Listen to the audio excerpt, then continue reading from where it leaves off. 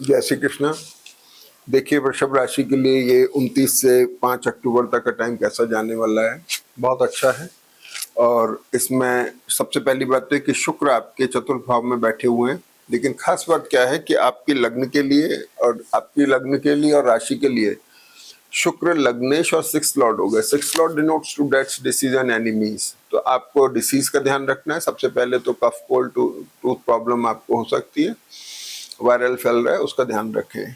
दूसरी बात यह है कि ये सिक्स लॉर्ड फोर्थ में चला गया, एसेट को लेके कंसर्न डेवलप हो रहा है। और ये शुक्र और केतु दोनों शुक्र की नक्षत्र में है और जो नीच नवांश में है। तो इस समय अपने को खास तौर पे प्रॉपर्टी या किसी तरह के एसेट की डील में थोड़ा केयरफुल रहना है। सबसे पहले हेल्थ संभालिए, स्वास्थ्य संभालिए। लाइबिलिटीज थोड़ा सा जोर मार सकती हैं, थोड़ी परेशान कर सकती हैं। गुरु की दृष्टि वर्गोत्तम की चंद्रमा के ऊपर है और चंद्रमा आपके थर्ड लॉर्ड हो गए। सिबलिंग्स को लेकर कंसर्न दिखाई दे रही है, ट्रेवल हो सकती है। और दूसरी बात ये हुई कि शनि और गुरु दोनों दृष्ट होकर चंद्रमा को बहुत एक्सप्लोरिंग बना रहे हैं। तो आपकी जन्मपत्री में कर्क राशि का क्या प्रभाव है मैं नहीं कह सकता, लेकिन धनु राशि में चंद्रमा बहुत अच्छी पोजीशन पे है। इसका आपको फायदा उठाना चाहिए और ये निश्चित तौर पे आपको फल देंगे।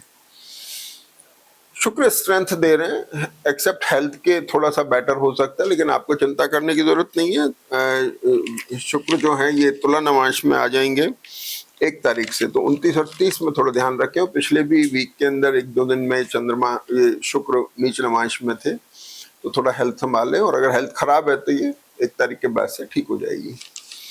और दूसरी खास बात क्या है कि मंगल आपके छठे भाव में बैठे हैं, लॉर्ड हो गए ये 12th लॉर्ड और 7th Lord. 7th Lord marital और बिजनेस रिलेशनशिप का हो गया। ये अपने से द्वादश में बैठ करके 6th हाउस में उच्च नवांश में है। उच्च नवांश में है, छठा मंगल है। शुक्र नीच नवांश में है। मंगल छठा बैठ के एसिडिटी का कारक है। पैसा निकाल रहा है, खर्च हो रहा है। कहाँ खर्च हो रहा है? गुरु की दृष्टि चंद्रमा पर है, एसेट में खर्च हो रहा है। कुछ इन्वेस्टमेंट करना चाह रहे हैं, कुछ खरीदना चाह रहे हैं, उसमें पैसा खर्च हो रहा है। ठीक है ना। लेकिन मंगल उच्च नवांश में नेगेटिव तौर पर नहीं जाता दिख रहा। लेकिन डिसीजन आपको सही लेना है कि शुक्र जो है ये राहु के साथ में कॉम्बिनेशन बनाए हुए, डिसीजन में ध्यान रखना है। सूर्य बुध बहुत अच्छी जगह पर हैं और बुध भी उच्च नवांश में आ जाएंगे इस वीक के अंदर। 4 तारीख से बुध भी उच्च नवांश में जा रहे हैं। 2 तारीख से बुध तुला राशि में वर्गोत्तम में चले जाएंगे और 1 तारीख से ही बुध उच्च नवांश में जाएंगे। ये भी एक बहुत अच्छी पोजीशन है। तो 28, 29, 30 निकलने के बाद से वीक और ज्यादा स्ट्रॉन्ग आपके लिए बन रहा है। राहु दशम में बैठ करके आपको मजबूती दे रहे हैं, पावरफुल बना रहे हैं। गुरु के नक्षत्र में है, गुरु अपने उच्च वर्गोत्तम में है, मान सम्मान राजपक्ष से मजबूती दे रहे हैं। और दशम भाव में राहु कूटनीतिक भी होते हैं, कैलकुलेशन भी बहुत अच्छी बताते हैं। ये भी एक अच्छा साइन है। मतलब कुल मिला के जन्मपत्री को स्ट्रेंथ मिल रही है और उसका अपने को फायदा उठाना है। बुध शनि का जो पहले कॉम्बिनेशन स्ट्रेसफुल तब खत्म हो गया है। शनि आपको पूरा फेवर कर रहे हैं। वृषभ लग्न में शनि योग कारक होते हैं, वो आपके लिए फायदे दे रहे हैं।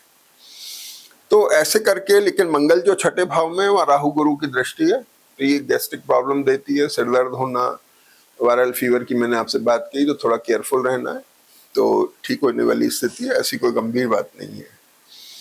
गुरु थोड़ा स्ट्रेस में है राहु चंद्रमा की वजह से। ये 28-29 तारीख में 1 तारीख के बाद से चंद्रमा 2 तारीख से मकर में आएंगे। तो 1 तारीख तक आपकी ट्रैवल प्रॉन कैरेक्टरिस्टिक है, आपकी ट्रैवल हो सकती है, आपको कहीं जाना पड़ सकता है।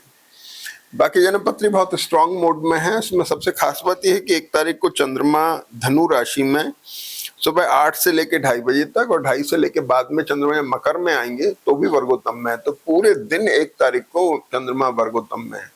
कुछ नई शुरुआत कर सकते हैं। आपको कुछ ऐसी चीज करनी हो, नए टाई अप्स करना, नए कॉन्ट्रैक्ट करना, ये सब इसके लिए बहुत अच्छा वक्त है। और इस वक्त को जाने ना दें, कुछ अच्छे आयाम दें इसको। जय श्री कृष्ण।